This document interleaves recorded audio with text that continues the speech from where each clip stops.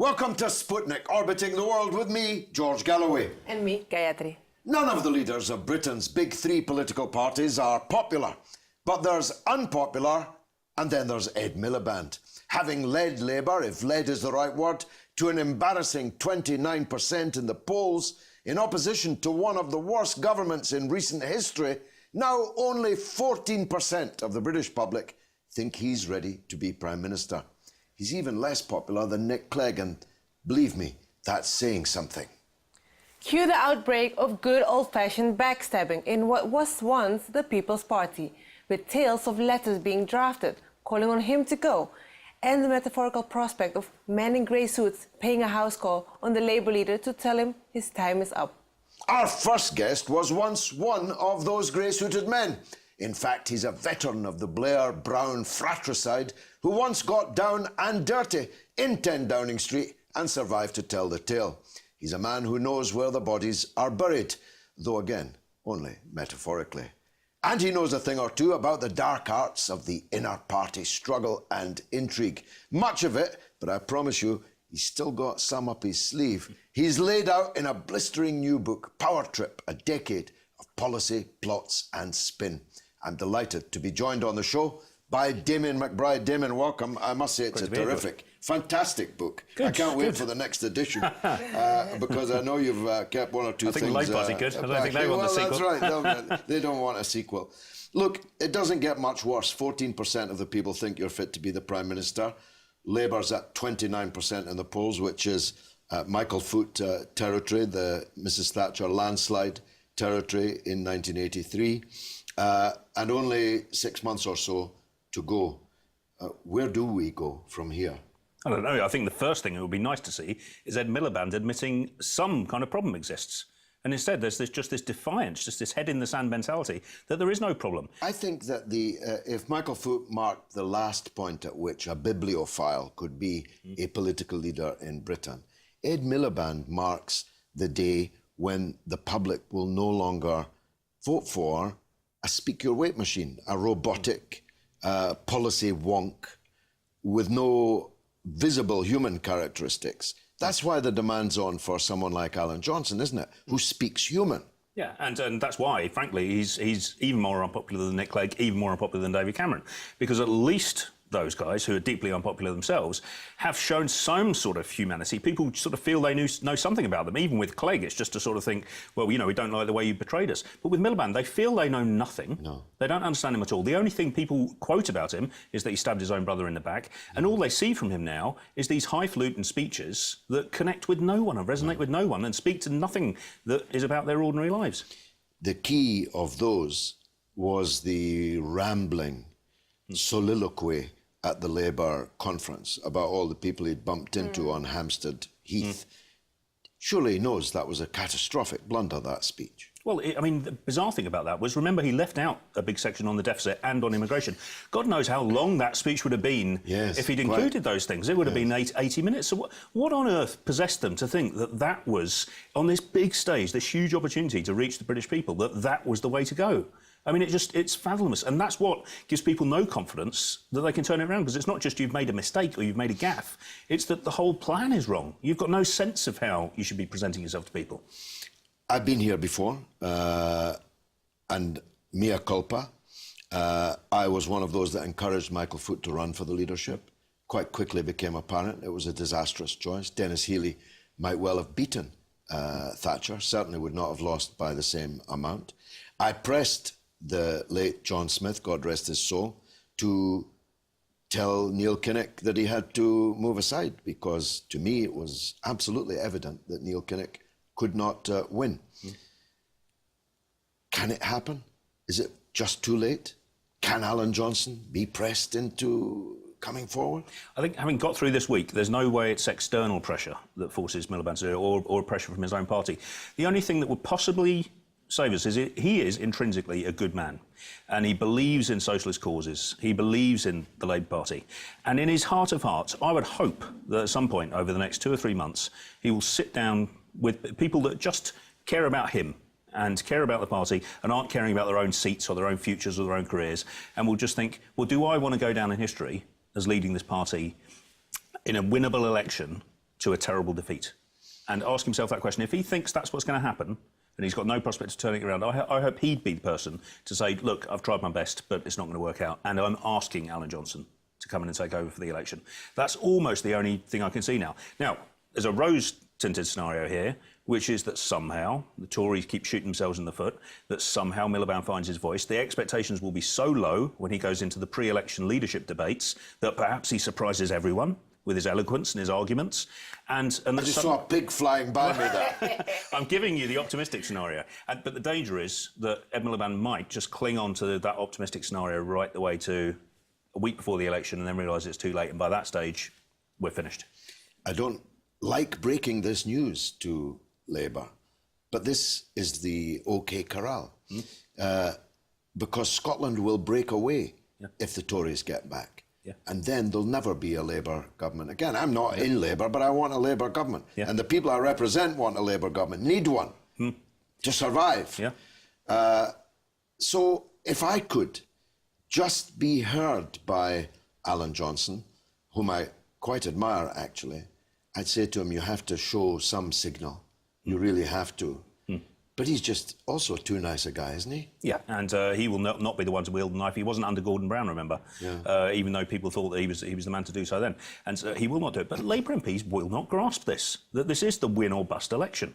And it's both because of what will happen in Scotland, but as a consequence of that, what that will allow to happen in England. The Tories will drive through boundary changes, which will totally change the composition of the electorate. You'll end up with a sort of right-wing coalition, a sort of, brought together, stitched up UKIP and the Tories coalition. And then the dynamic of British politics, and it's a fearful scenario, will just be drifting from centre-right to far-right, centre-right to far-right. That will be the dynamic of British politics. At that stage, we will almost have to sort of form a sort of new version of the left, standing up for the workers, to have a chance of sort of busting into that, because that's the way things will be. And I talk to Labour MPs and they say, well, nothing ever really changes. And I say, well, you don't realise this is the election when it will change. They're quite wrong about that.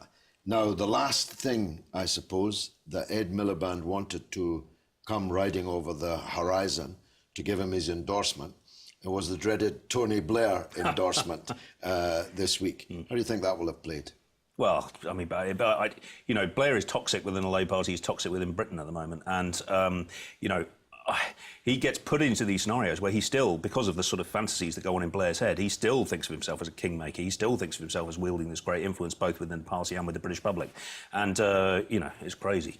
I mean, if I was Ed Miliband, I hope, I pray that Ed Miliband did not actually court that and think that would be useful to have Tony Blair saying that, because what Ed Miliband needs right now are the people that the British public trust, the few that they trust within the Labour Party, to come out and say, right, this is the guy.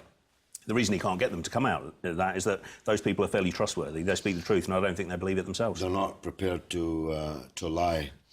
You worked in Downing Street with Gordon Brown. I have a double-edged relationship with him. He said recently I was his mentor and his tormentor.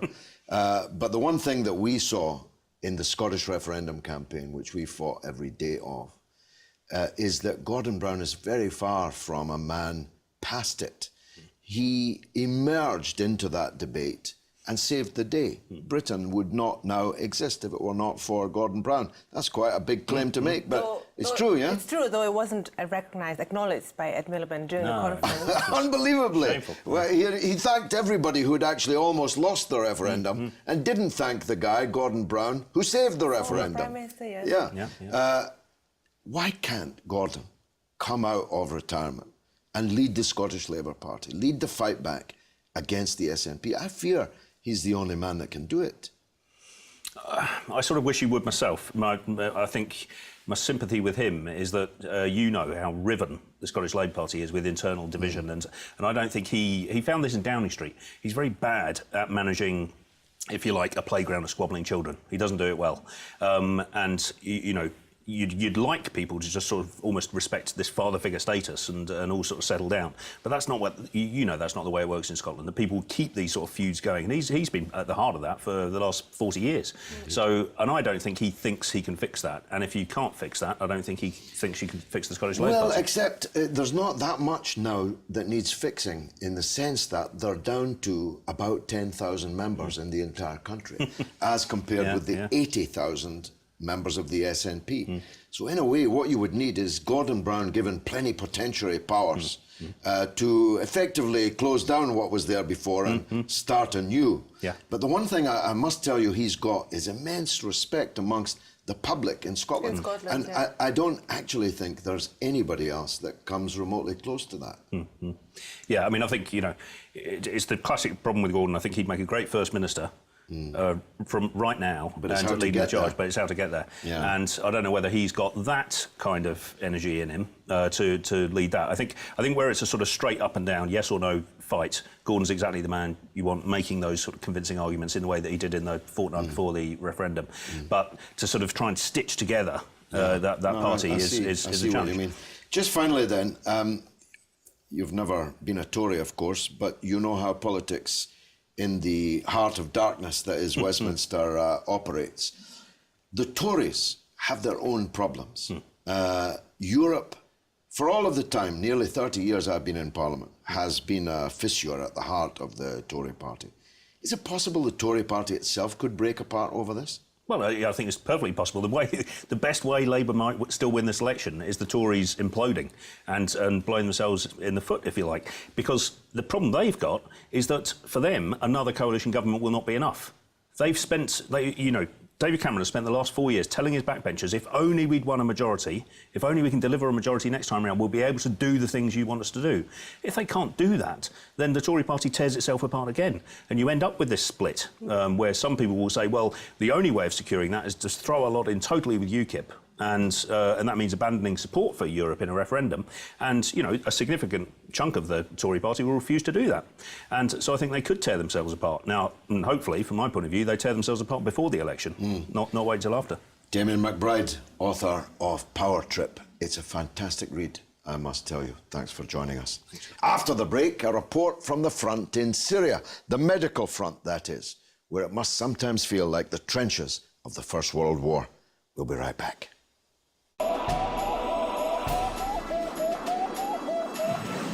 Welcome back to Sputnik.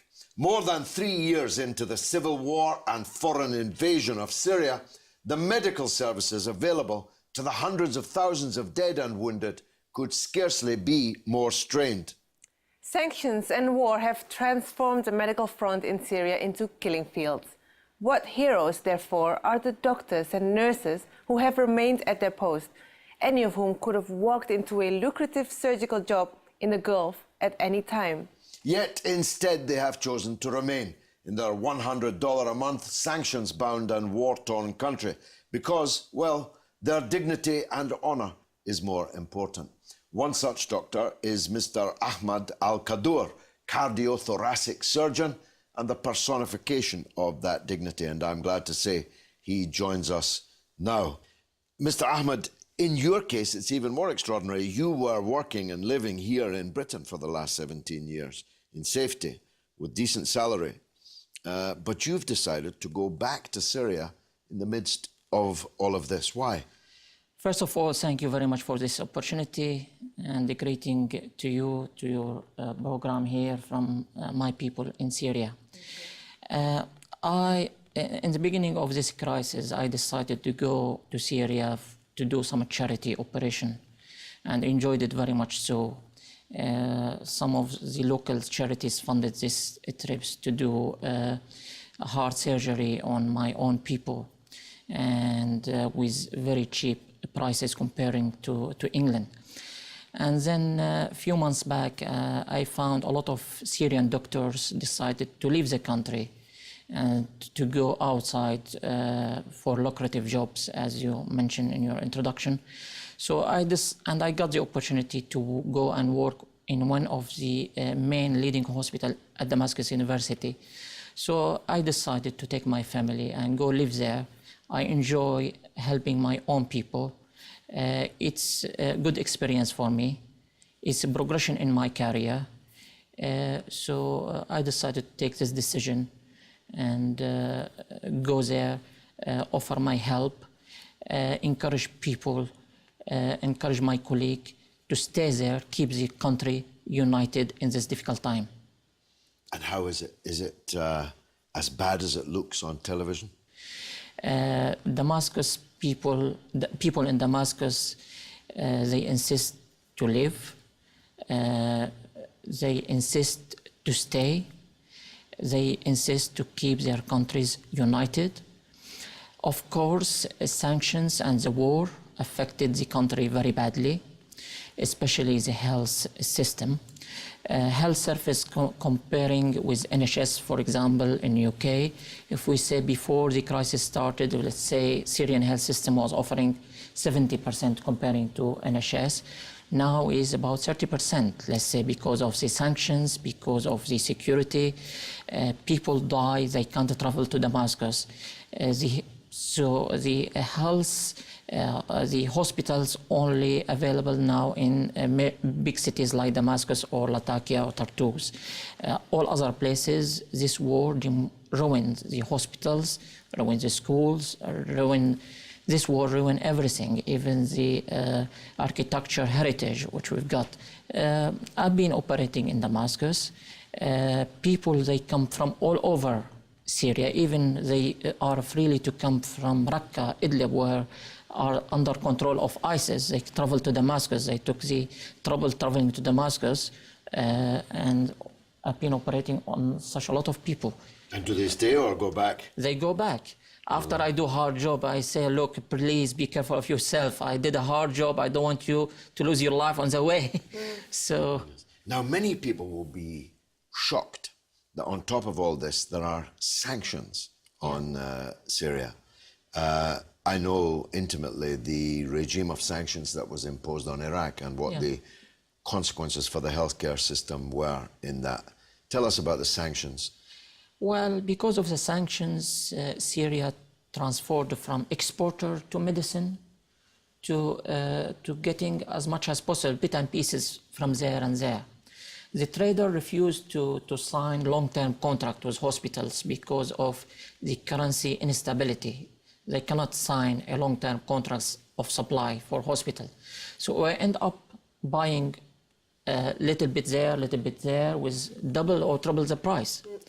And that raised the cost of everything, health service, the equipment. Equipment sometimes is not available, so we have to stop operation for silly things, sometimes something not available.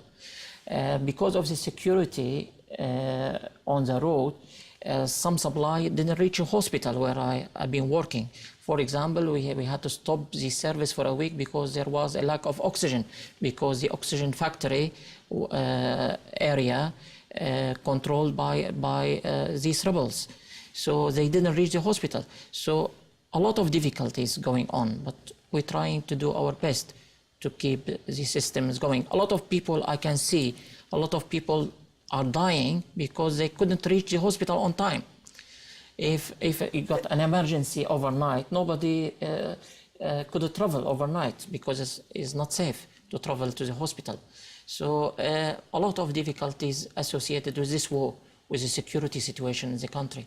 In Iraq, the excuse was that medical material had a dual use, that it had potentially military use as well as this they employed as a tactic against even pencils, because a pencil can write a note or it can, the graphite in it, if you amassed 500 trillion pencils, might make enough for a bomb.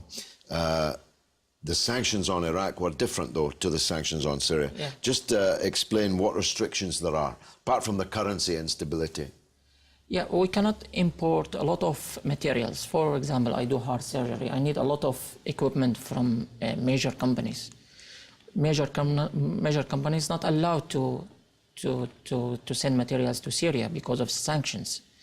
Most of the traders, their accounts outside is being closed because they got connection in Syria.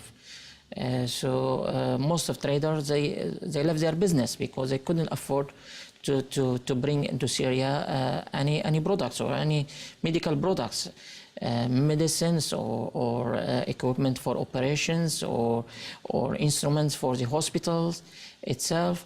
Even as I said to you, local supply is even sometimes difficult to transport between factories and the hospitals. So all this contributed to the health crisis. So do you receive equipment in different ways, and maybe through charities or envoys? Sometimes charities, sometimes personal helps. As I said, we have to pay, as I said, double or triple the price of the same product is being sold somewhere else, much cheaper in Lebanon or something. We have to get the same product to Syria with triple price. So, what is I mean, there's obviously the trauma injuries, wounds and so on from the actual fighting and explosions and so on.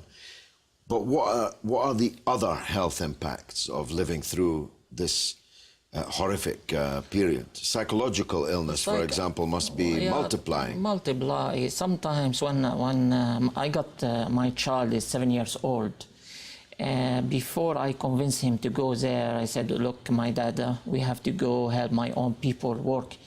But he said to me, you can see on the TV people chopping heads and say, Allahu Akbar, where are you going to go? And he was really scared. It took me a while to convince him to go. And really, he waked at night a few times, hearing the bombing from he scared a few times.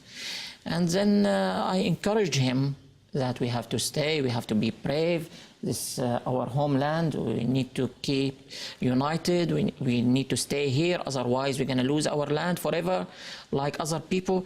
And now he started to realize, and he's braver than before. And this is in Damascus. That's in Damascus. So imagine in Homs, about there was an assassination a month back, killed more than 50 children in one school in Homs. But people in Syria insist to stay and to fight for their independence and to keep united. And by the end of the day, we don't want to lose Syria as as Iraqi people lost their Iraq, you mentioned, or Libyan lost Libya. So I got many friends, Libyan friends, Iraqi friends, they have no hope in the future. I still got hope Syria will recover if we reach a peaceful agreement by negotiation, by spreading the peace mission, by the help of real friends of Syria, real friends who can go to Damascus and announce a meeting of reconciliation from Damascus itself. We don't want the friends outsider funding terrorist groups there and there for other goals. You see? How can, in a word or two, how can people help your work? I think sanctions affecting normal people, this should be lifted immediately, sanctions. I think real friends of Syria should help Syria by pushing into negotiation and peaceful agreement between all Syrians. The talk should be between all Syrians, between all parties, without excluding anybody. And I'm pretty sure the situation without outsider interference will be much better. I think the situation got inflamed by the outsiders. Well, I'm practically speechless, so it remains only for me to thank you for coming on.